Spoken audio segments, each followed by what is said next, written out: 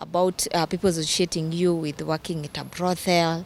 Are you trying to say hizo story ndo ziliharibu jina ama what exactly? Me, all I can say is everything I did for the sake of my son. That's all I can say. Maybe people will never understand it, but when some can understand, some cannot understand, but there kuna level unafika, you want your child to be happy. Nikajipata nimeji-associate with a bad group of women, na hivyo ndo jina Marya ikaendanga tu hivyo. So I'm struggling to come back pole pole tu.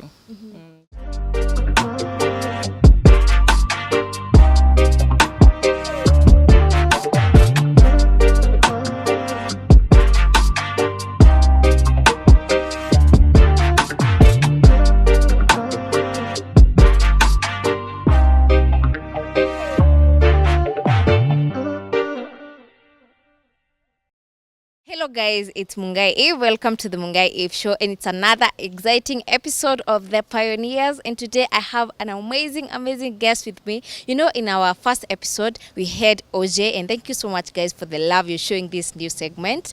So nikaamua wacha sasa nitafute mwanamke, you know, for the balance, na pia sisi madem tutaka tujue madem wenzetu walienda wapi. So today I have Marya with me. Tutakuwa tukihave a conversation with her. In case probably you're watching this video na umemsahau, she is the hit maker of Tumekuja Chokoza and other hit songs zenye alikuwa anafanya.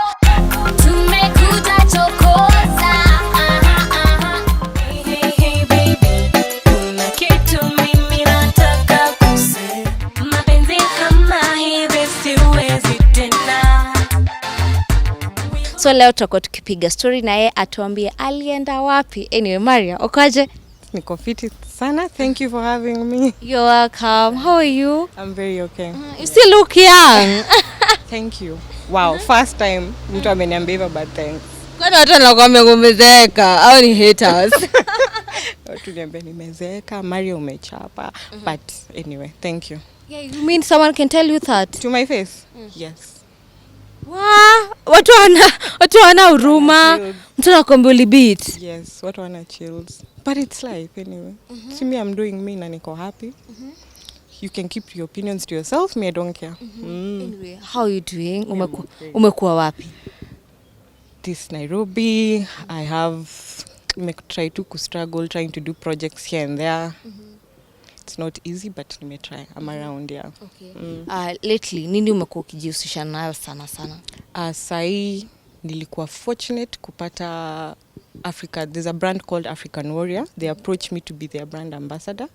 So I've been doing projects with them. We visit children's home, and we'll start. Kuna ingine, not even we'll start. There's another one we're going to do, and ninge appreciate watu pia anyway I follow page yangu so that they can see more of what I'm doing with African Warrior. Yeah. Okay. What about music? Music nilichukua break kidogo. It's not easy. I will not lie, it is not easy. The audio, trying to do audio, trying to like explain aje. Studios, when I approach people like, okay fine, I want to do this song, sina hiyo budget, mtu anajua uni Marya, so they charge me a bit of very expensive, inakuwa expensive, alafu una combine plus video. Niliona I can't match to that. So I decided to do just other things, maybe kutafuta job ya 8 to 5. Yeah, but bado music, it's still in me. Something I love to do. Okay, let's flash back sasa, turudi way back kwa mziki when Marya sasa alikuwa Marya. Yani ukisikia hiyo jina unajua hiyo mrembo anafanyanga kazi safi. Hebu tujue, how did you end up being in the industry? How? I don't know. It was okay, spenangi kumwongelelea, but I'll give him respect where it's due. Yeah. So when I met Mustafa, at that time when, you know, your enzi zao pia, Mustafa, they had a big name. You're talking about which year? Kitambo.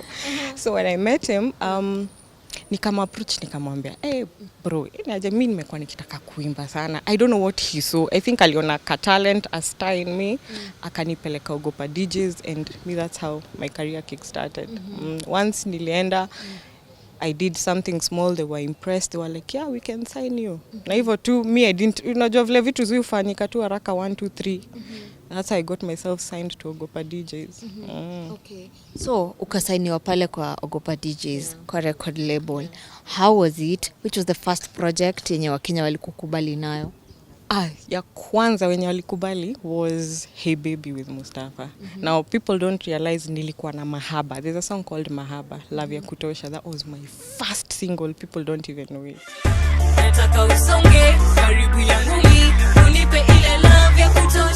Then after that I did Hey Baby.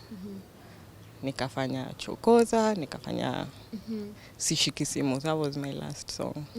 I think so many, okay, I don't know whether it's so many people or it's me, like me, Chokoza ndo ilifanya sasa nikakujua sana. Yeah, I think your collab, the fact that two big female women in the artists in the industry wakishikana, and we were in the same label, I think hapo ndo ilisaidia. Okay. So how was it? You know, like nowadays when I meet people who were signed in big record labels, back then unapatanga there are so many complaints, there's so many, probably it's the expectations, I'm not really sure. How was it when you were in Ogopa DJs? It was fine. It was very okay. There were no expectations, but at least mi naeza sema the support they gave me, because when you're starting off as an artist, huna budget, so you don't know where to begin. But being signed to a record label helped me in a major way. That big step ilisaidia. So unaona mna sign contract, the studio caters for something, ukifanya show wanapata percent yao for. I think it was a really big move and a very okay move to seme for me. So you didn't have any challenges when it comes to finances and everything? No. It was equal. Yani kila mtu alikuwa anapata share. Apate share yake. However you want to spend, it is up to you. Then ikafika wapi ndo ukamaliza contract yako na Ogopa DJs? See, once the contract ilisha, the 5-year contract ilisha, that's it. You never got signed anywhere else? Hapo ndio challenge yangu ilifika. I never got signed, and hapo ndio kidogo nililose. Kidogo tu hapo ndio nilianza kidogo kwenda chini, and and then I used to think that I have friends in the industry, which I learned the hard way. So you approach someone, unaambia mtu nifanyie video, when I do a show nitakulipa and everything. Didn't work out like that. It didn't. So ilifika wapi ndo ikakuwa like contract imeisha? You find that most of the artists contract huisha but it gets renewed, mnaendelea bado kuwork. No, as for Ogopa, they didn't want to renew at that time. Wali feel, I think it's best maybe artists to go their way. Oh, not only you, even other artists. Other artists, they just didn't renew. Every artist at that time tulikuwa wengi, they didn't renew their contracts. Okay. So hapo ndo life yako sasa kimziki ikaanza kurudi chini. Did you do any project alone? No. Nilikuwa na try nagonga ukuta, and nikigonga ukuta narudi chini. I try again, nagonga ukuta, naenda studio. I'd even try to do audios with main switch, but inafika mahali unajipata una hit wall. I don't know, najipata tu narudi back to the drawing board. Shida ilikuwa gani? Finances definitely, and sikuwa na manager, so I think I was too dependent on the fact that nilikuwa najua Ogopa used to handle everything. So doing all these things alone ilikuwa a bit tough for me, so sijui where to start at times. So hapo ndio shida hata ilitokea sana. But Marya, when probably a person who is watching this video atajiuliza ilikuwaje huko na finances, and already ulikuwa ushafanya some songs. Probably we as fans we expect msanii amepata pesa, ameenda shows already, ako na do. Kuna mtu ataanza kuuliza kwani hakuwa na save? I will not lie, mimi nilishika pesa nikiwa very young, and I didn't have anyone to tell me you need to save, you need to buy land, you need to do this. So ukipata pesa, you just want to live the fast life, haraka. Next thing you know it, hauna do. So as in, hiyo ndio I think, let me say mistake I did, but sasa ningefanya nini? Okay, so the first time you started kushika hiyo pesa, we said you are very young. How old were you? I was 22. Okay. So 22 sina mtu akuni guide.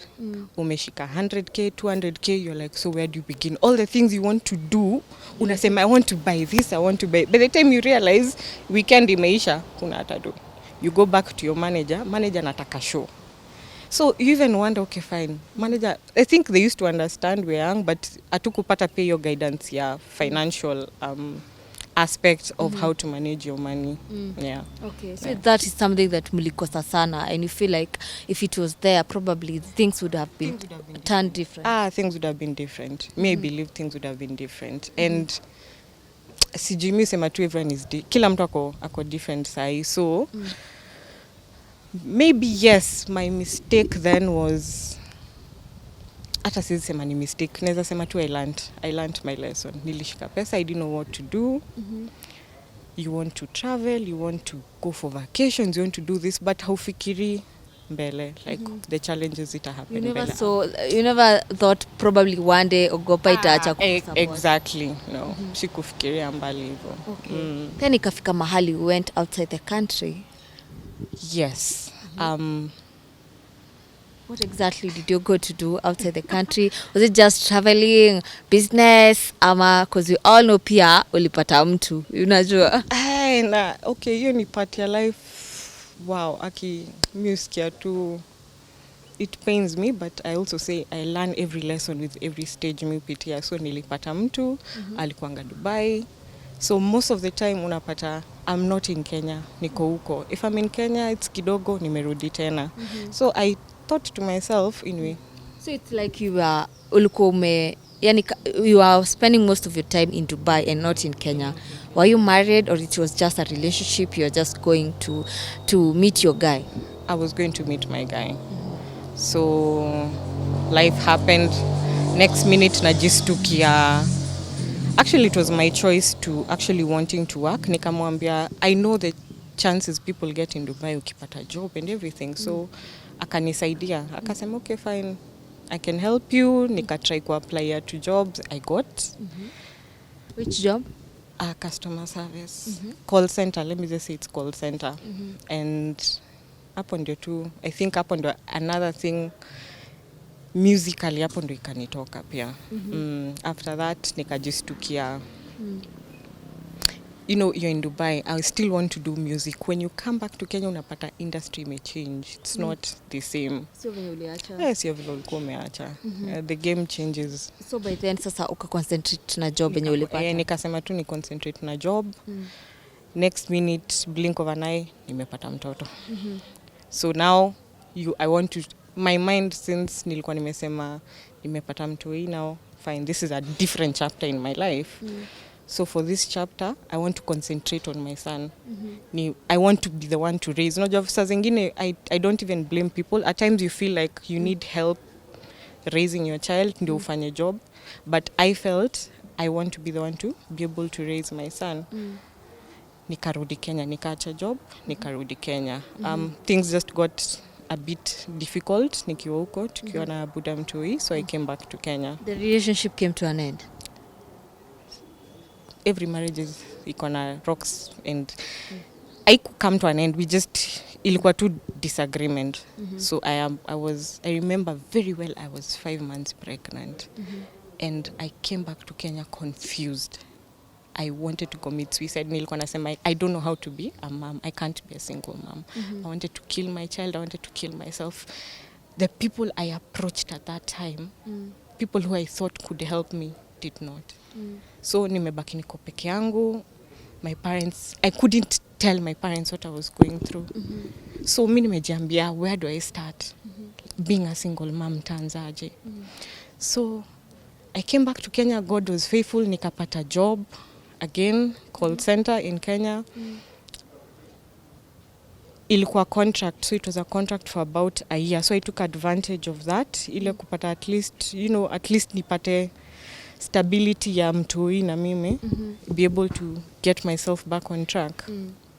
After 1 year, within the 1 year nilikuwa nishaza, job ikaisha. Okay. How long had you stayed there in Dubai ndio sasa urudi Kenya sasa officially ile yenye umekama hapa na uplan kurudi Dubai tena? 2 years. Yeah, 2 years. Okay.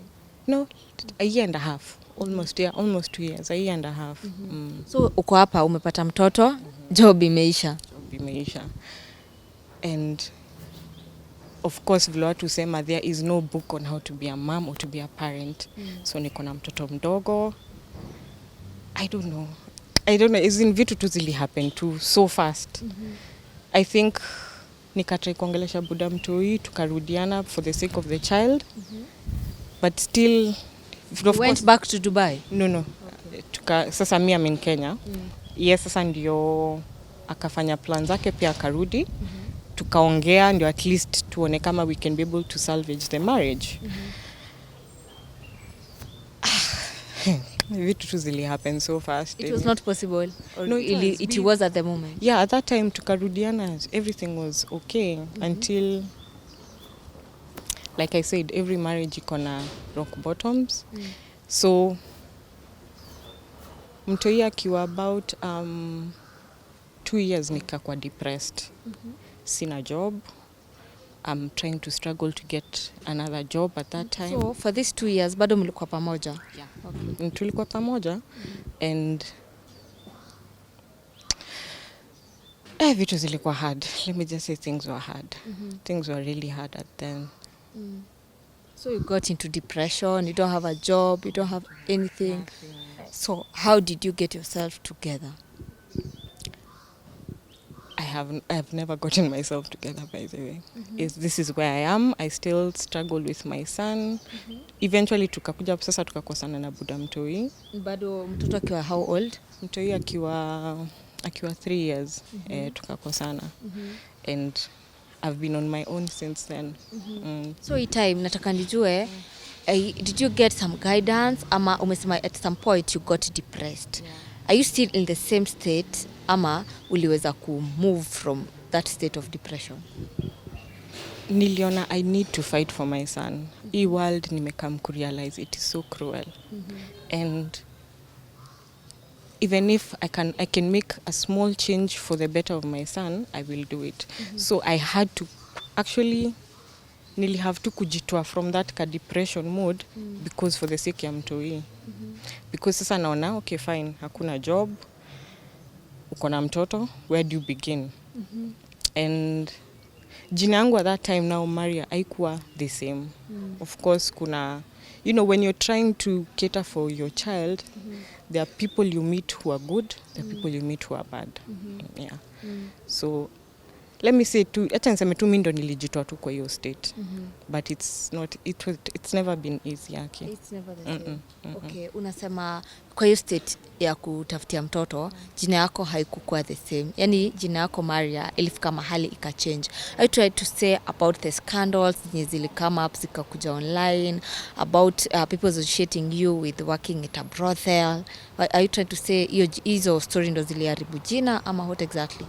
Yeah, because let me say kitu kama hiyo, because at that time you still will go to people to tell you nitafutie job. Unaambia mtu nitafutie tu job. As in, because you know ukipata job you'll be able to manage yourself. So you're going to people in the industry wenye unajua who can have maybe wako na connection mahali unajua mtu ataweza kukusaidia. Also had connections you walikuwa mabishto wako before. Yeah. So unaendea huyu mtu unaambia huyu mtu okay fine. Kuna opportunity unajua, niliona kwanza unajua mtu fulani, si umuulize kama anaweza waka kwa kampuni yake and all that. But anyway, it all went to deaf ears. So nikajipata nimejiassociate with a bad group of women. Na hivyo ndo jina Marya ikaendanga tu hivyo. So I'm struggling to come back pole tu. Which lesson did you learn kwa hiyo scandal yote? Juu probably hata kuna mtu haizi amini ati it's just that you are in a bad company. Maybe kuna mtu anaamini hizo story, you know. The lesson I learned, me all I can say is everything I did for the sake of my son. That's all I can say. Maybe people will never understand it, but when some can understand, some cannot understand, but there kuna level unafika, you want your child to be happy, and you want to give this child the best you can. So me, the lesson I can only say is my son was happy. Yes, najua nili make bad choices, associating myself with people who I thought had the best interest for me, but it wasn't evil. So venye saa hii story ilitoka hapa nje ikakuwa you are working there, was it the truth that you are working there ama it is just associating yourself with the people? It was just associating myself with people. Yeah. Haikuwa working, it was associating, and I learned where women, we are our own worst enemies. Hey, atupendanangi. Okay, hebu niambie hiyo moment ya hiyo scandal sasa. You know there is you mwenye unajua hizi maneno zinaendelea, but sasa kuna ikifika out there umeanikwa pale kwa Edgar Obare. Wewe kwanza ukishafika kwa hiyo page, yani inakuwa everyone sasa anakuangalia. How did you manage like to yani kukuwa strong that particular moment?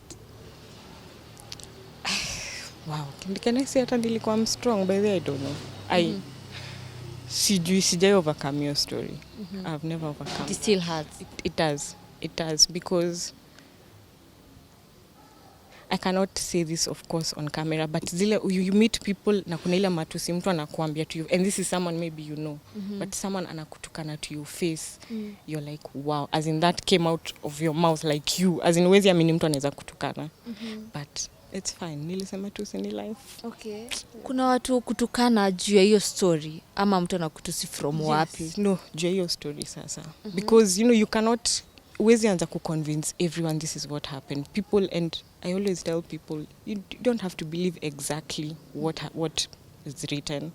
Kuna kuanga na some story na kuna kuanga na some twist, and as sisemi Ted, okay fine, Edgar of course hakutaka kusikia side yangu exactly vizuri. Hakukuricha out kukuuliza your side of the story. He did. And when I tried to explain myself, ni kama alikuwa really convinced whatever these ladies were saying was true. So mimi nikasema, you know what, since I'm talking to someone who's already believed whatever he wants to believe, it's fine. I don't need kujiconvince whatever people. Na ilifika tu mahali nilisema tu whatever people want to believe, let them believe. And up to now, do you have anything against Edgar? You know, we've seen Edgar ilifika mahali, then tunapata account zake zimekuwa deactivated on Instagram, right now ako Telegram. Do you have anything against him? Una feeling maybe in one way or another ali take part to your name kurudi chini? No, okay, I don't know how to sijui, but I don't have anything against him, but I wish this thing would have played out differently. I just wish it would have played out differently.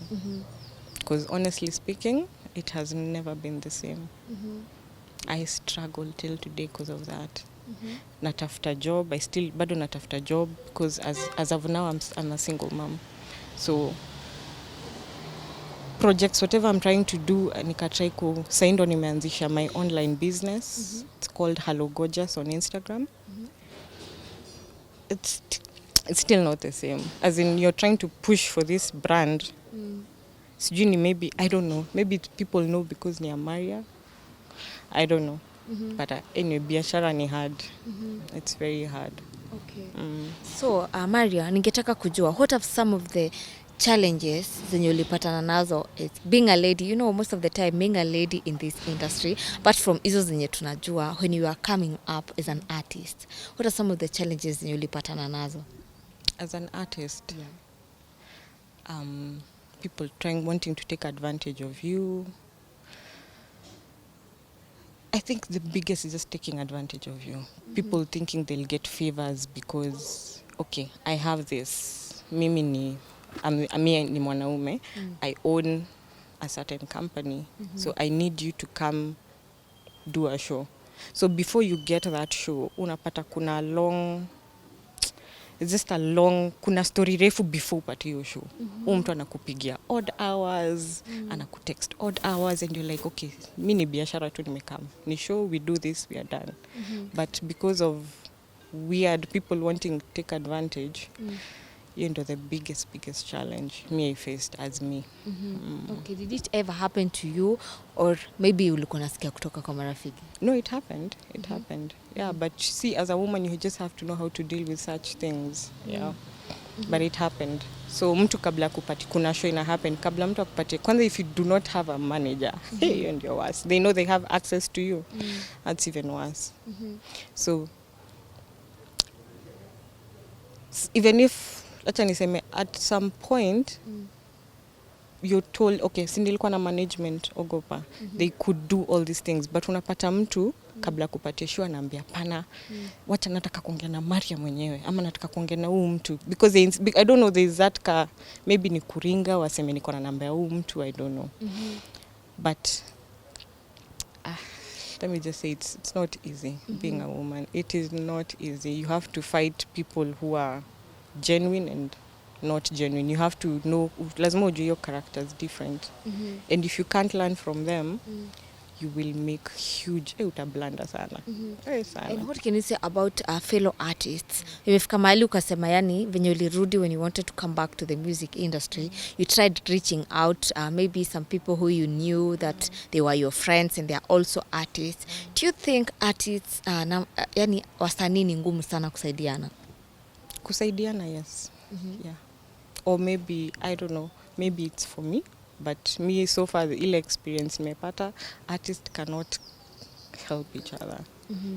It's hard. It's hard. Okay. You know, you did a very big song with Avril, and it was called Chokoza, and maybe tungetaka kujua, what is your relationship with her till now?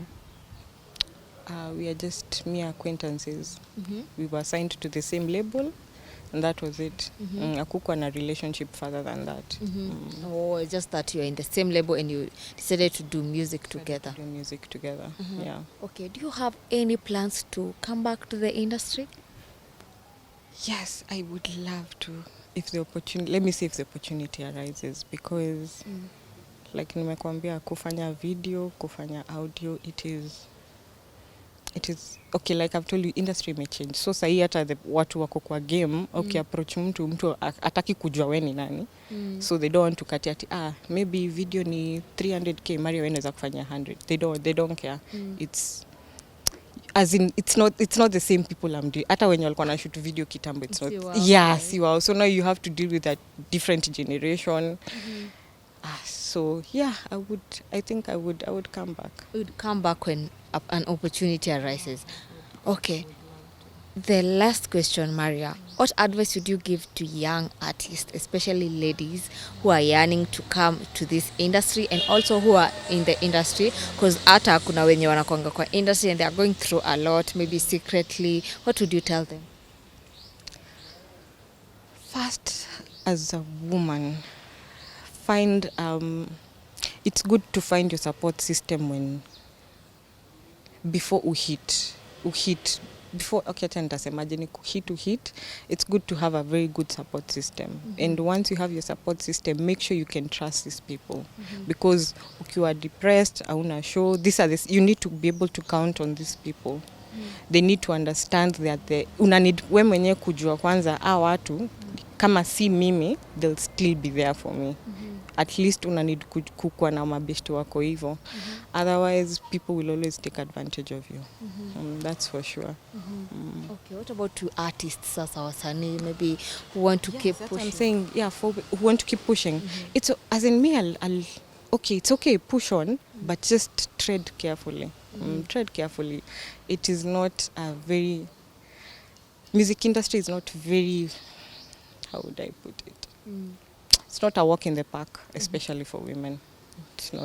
It is not a walk in the park. But wenye wako ni ma respect, I know ndio watu wafike kwenye wamefika saa hii. I know kuna struggles, kuna strengths, so go for it. But just tread carefully. Yeah. Okay. What about your fans probably wenye wamekuwa kiuliza Marya alienda wapi? Waambie kakitu. Marya is still there. Nitarudi and for my tasemaje, mafans wangu bado still nataka wani support my online business. Go to the page. I have really good stuff that I bring. What do you deal with? Accessories, clothes, import, yeah. So at least mtu akiangalia page, it's good support hapa pale, yeah. Okay, what's the name of the page? It's called @Hello Gorgeous Kenya, KE. Yeah. Wow. Thank you so much, Marya. We really appreciate for the opportunity. I don't take it for granted to have you in our show. We appreciate sana sana and we wish you all the best Thank in you your so online business and we hope we're going to have you back in this industry. Uh, Despite the challenges, by the way, it's also a nice industry. Ukikuwa hapa, you get to know a lot of things. You get to, yani ni kama akili huwa inafunguka, but I would say yenyewe kenye Marya amesema, it's not easy being in the industry without a strong support system. Like for me, I would say, you know, when I came to the industry, I didn't come alone. I came with Trevor and he has been there supporting me. So it's not easy even for someone maybe to try take advantage. It's not easy, but you're not saying ati sasa ukitaka kukuja kwa industry lazima ukuwe na mtu. But support system can be anyone. Yeah. Family, mom, but at least people you can always count on ukiwa chini. Exactly. Juu it's not a walk in the park. Hiyo nayo sio uongo. Sometimes itakuwa hard, utakuwa na so many challenges, but you have to have someone who you can always count on. Anyway, guys, it has been the Mungai Eve show. This is a new segment called The Pioneers. And guys, I'm loving how yani venye mmeanza ku reach out mkiniambia tutafutie nani. Napenda sana venye mna come through. Guys, comment in the comment section. Who do you think tuwalete next? Nani mnataka kujua alienda wapi? Comment down below. Also feel free to DM me on my Instagram at mungai_eve. And actually guys, it's not like we are setlist moja. Hata mtu akiwa kwa Mombasa tutaenda tupige story na yeye tupate kujua, cause it's good once in a while we check out on those people who used to entertain us back then. Juu hatuwezi jua wanafanyaje in life. Maybe someone is going through something and it's always good to share out. So guys, make sure you reach me out. Anyway guys, make sure you subscribe, you turn on the notification. We meet in the next episode.